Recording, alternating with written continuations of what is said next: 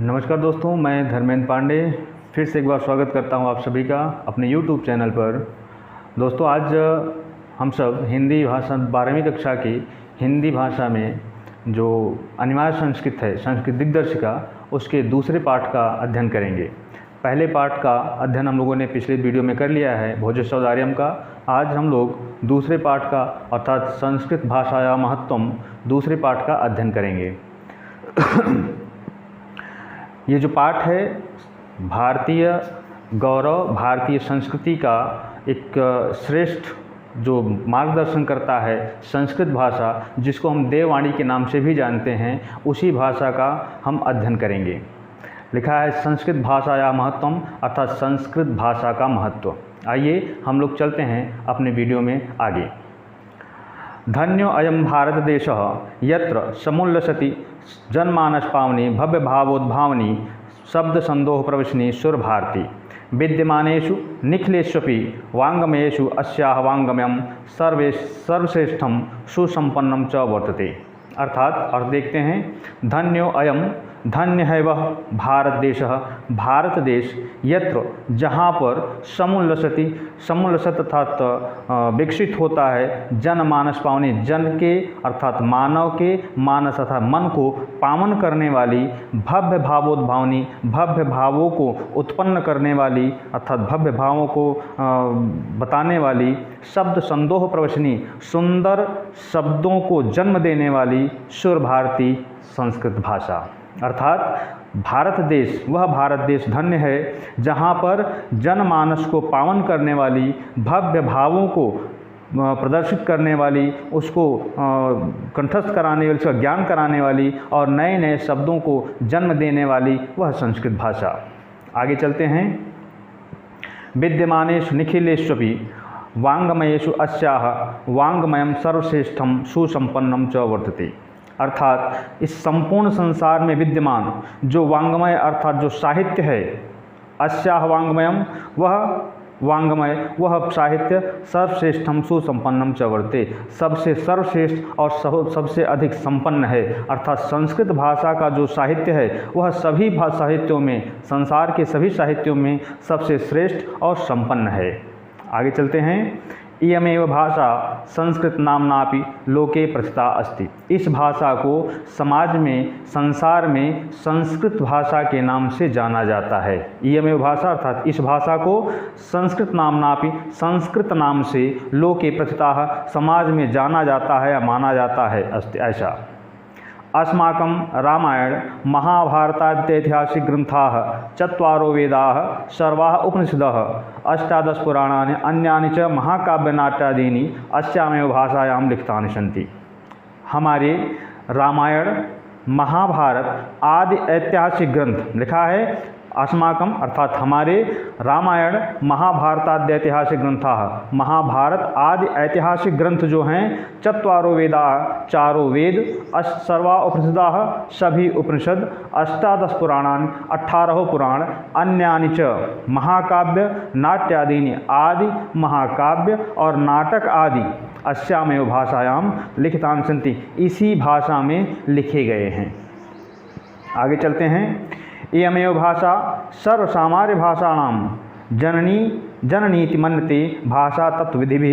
अर्थात आखिरी शब्द को लेंगे, भाषा तत्वविधि का मतलब होता है भाषा तत्व को जानने वाले, जो भाषा तत्व के ज्ञाता हैं, जानकार हैं, वह इयमेव भाषा, इस भाषा को सर्वसामान्य आर्य भाषा नाम अर्थात सभी आर्य भाषाओं की, अर्थात जितने भी भाषा हैं उन सभी भाषाओं की जननीति अर्थात इससे जन्म लेने वाली मानते हैं। अर्थात मानते हैं कि यह जो संस्कृत भाषा है, इसी भाषा से संसार की सभी भाषाओं का जन्म हुआ है।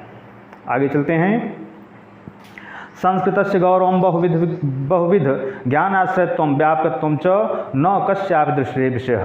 अर्थात जो संस्कृत भाषा का गौरव है, संस्कृतस्य गौरवम, संस्कृत भाषा का जो गौरव है, बहुविध ज्ञानाश्रयत्वम, वह अनेक प्रकार के ज्ञान का आश्रय तत्व है। अर्थात संस्कृत भाषा में संसार के जितने भी ज्ञान हैं उनका आश्रय तत्व है। अर्थात इसी में सारे साहित्य, सारी भाषाओं का ज्ञान, संपूर्ण ज्ञान इसी में समाया हुआ है। व्यापकत्वम च न कस्यापि दृष्टि विषय है, अर्थात इसको छोड़ करके अन्य कहीं भी वह देखने को प्राप्त नहीं मिलता है, वह कहीं और प्राप्त नहीं होता है। आगे चलते हैं। संस्कृतस्य गौरवमेव दृष्टपथमान्यः सम्यक् गुप्तमाचार प्रवीणः दंडिनाः। संस्कृतस्य गौरवमेव अर्थात संस्कृत भाषा के गौरव को प्रदान करने वाले पथ माननीय उसको सम्मानित और उसका पथ प्रदर्शन करते हुए या पथ प्रदर्शन करने वाले जो सम्यक गुप्त आचार्य प्रवीण है, अर्थात जो आचार्य रहे हैं जिन्होंने इस संस्कृत भाषा का अध्ययन किया है, उनमें श्रेष्ठ, उनमें जो प्रमुख हैं दंडी ने कहा है कि संस्कृतम नाम दैवी वागन्नख्याता महर्षि भी, अर्थात जो संस्कृत नाम है, जो संस्कृत भाषा है वह देवों की वाणी है, ऐसा वर्णन किया गया है, ऐसा महर्षियों के द्वारा, महर्षियों के द्वारा गाया गया है या बताया गया है। आगे चलते हैं। संस्कृतस्य साहित्यम सरसम व्याकरणं च सुनिश्चितं तस्य गद्ये पद्ये च लालित्यं भावबोध सामर्थ्यम अद्वितीयं श्रुतिमाधुर्यं च वर्धते।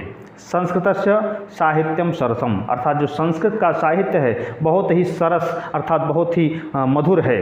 आगे कहते हैं व्याकरण च सुनिश्चितम, और इसका जो व्याकरण है वह सुनिश्चित है, अर्थात कहीं भी संस्कृत भाषा का प्रयोग करने में, संस्कृत भाषा को बोलने में कहीं भी हमको कोई गलती नहीं हो सकती, इतना स्थिर और इतना प्रगाढ़ और इतना ही निश्चित इसका व्याकरण दिया गया है।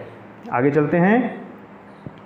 तस्य गद्ये पद्ये च लालित्यम, इसके गद्य और पद्य में लालित्य का बोध, लालित्य का भाव है, अर्थात गद्य और पद्य इसका बड़ा ही ललित है, अर्थात बहुत ही रोचक है, आकर्षक है। फिर आगे कहते हैं भाव बोध सामर्थ्यम, भाव का बोध कराने की सामर्थ्य रखता है। भाव अर्थात हमारे मन में जो इमोशंस होते हैं, जो भाव होते हैं, उस भाव को बोध कराने में, उसका ज्ञान कराने में सामर्थ्य रखता है, ऐसी क्षमता है संस्कृत भाषा में। अद्वितीयम श्रुति माधुर्यंच, अर्थात सुनने में यह अतुलनीय मधुरता रखता है। अतुलनीय, अद्वितीयम का मतलब होता है अतुलनीय, जिसकी तुलना न की जा सके। श्रुति माधुर्यंच, सुनने में मधुर, अर्थात सुनने में बहुत ही मधुर है, उसकी कोई तुलना नहीं की जा सकती।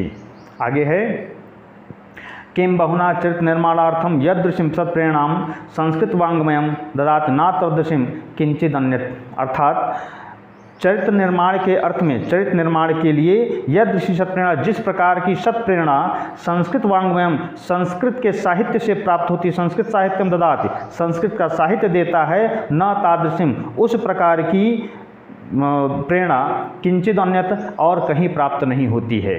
आगे चलते हैं। मूलभूतानाम मानवीय गुणानाम सयादृशिम विवेचनाम संस्कृत साहित्य वर्तते नान्यत तादृशी, कहते हैं कि मूलभूतानाम मानवीय गुण, मानव के जो मूलभूत गुण हैं, अर्थात मानव का मूलभूत गुण है सत्य का पालन करना, धर्म का पालन करना, आचरण उसका शुद्ध होना चाहिए, चोरी नहीं करना चाहिए, जो श्रेष्ठ गुण है मानव के, उन सभी गुणों का जो वर्णन है वह यहीं इसी संस्कृत साहित्य में ही, संस्कृत के ग्रंथ में ही प्राप्त होता है, वह प्रेरणा कहीं और से प्राप्त नहीं हो सकती है। उसमें क्या क्या मिल सकता है, लिखा है आगे, दया दानम शौचम औदार्यम अनुसूया क्षमा अन्य चाने के गुणा अस्याह साहित्य से अनुशीलन संजायन्ते, अर्थात संस्कृत का जो साहित्य है उसमें दया की भावना, दान की भावना, शौचम का मतलब होता है शुद्धता, पवित्रता की भावना, औदार्यम उदारता की भावना, अनुसूया चोरी न करने की भावना, क्षमा की भावना, अन्य चाने की गुणा, अन्य बहुत से जो सद्गुण हैं, जो श्रेष्ठ गुण हैं, उन सभी गुणों, वो सभी गुण अस्य साहित्य से, इसी संस्कृत साहित्य में अनुशीलन, देखने को, सीखने को प्राप्त होता है, संजायन्ते वहीं प्राप्त होता है, अन्यत्र और कहीं प्राप्त नहीं होता है। आगे चलते हैं अगली आखिरी पंक्ति में। संस्कृत साहित्यस्य आदिकवि वाल्मीकि महर्षि व्यासः कविकुलगुरु कालिदासः अन्ये च भास भारवी भवभूत्यादयो महाकवयः स्वकीयैः ग्रंथरत्नैः अद्यापि पाठकानां हृदय विराजन्ते, अर्थात संस्कृत साहित्य के आदि कवि, अर्थात प्रथम जो कवि हैं वाल्मीकि, महर्षि व्यासः महर्षि व्यास, कवि कुलगुरु कालिदासः कवियों के कुलगुरु जो कालिदास हैं, अन्य और दूसरे भास, भारवी, भवभूति आदि जो महाकवि हुए हैं, स्व किए ही है, स्व ग्रंथ रत्न, उन्होंने अपने द्वारा रचित ग्रंथों से आज भी अध्यात्म मतलब आज भी पाठका नाम पाठकों के पढ़ने वालों के हृदय विराजनते, हृदय में विराजमान हैं, हृदय में निवास करते हैं। आगे चलते हैं। इयं भाषा अस्माभिः मातृ समम सम्माननीया वंदनीया च यतो भारत मातुः स्वातंत्र्यं गौरवम् अखंडत्वं संस्कृतमेकत्वं संस्कृतेनैव सुरक्षितुं शक्यन्ते। अर्थात इयं भाषा, यह भाषा अस्माभिः मातृ समम सम्माननीय, यह भाषा हमारी माता के समान सम्माननीय है, वंदनीय और उसी के समान माता के समान वंदनीय भी है, च और यतो भारत मातु स्वातंत्रम गौरवम, यही भाषा हमारी मातृभाषा हमारी भारत माता की स्वतंत्रता, इसके गौरव, इसकी अखंडता और इसकी संस्कृति आदि के जितने भी स्रोत हैं वह सब इसी भाषा इसी साहित्य में ही सुरक्षित रह सकते हैं, अन्य किसी भी भाषा अन्य किसी भी ग्रंथ में सुरक्षित नहीं रह सकते हैं। आगे है एयं संस्कृत भाषा सर्वासु भाषासु प्राचीनतमा श्रेष्ठा चास्ति, यह संस्कृत भाषा सभी भाषाओं में लिखा है, एयं संस्कृत भाषा, यह संस्कृत भाषा सर्वासु भाषासु सभी भाषाओं में प्राचीनतमा सबसे प्राचीन है, श्रेष्ठा चास्ति और सबसे श्रेष्ठ है, इसकी तुलना इसकी बराबरी कोई भी भाषा या कोई भी ग्रंथ नहीं कर सकता है। अतः ततः सुष्ठुक्तम, इसलिए सत्य ही कहा गया है, उचित ही कहा गया है कि भाषा सुमुख्या मधुरा दिव्या गिरवाण भारती इति, अर्थात भाषाओं में सबसे मुख्य, सबसे मधुर, सबसे दिव्य गिरवाण भारती अर्थात यही भाषा अर्थात संस्कृत भाषा ही है, इसके अतिरिक्त और कोई भी भाषा नहीं है।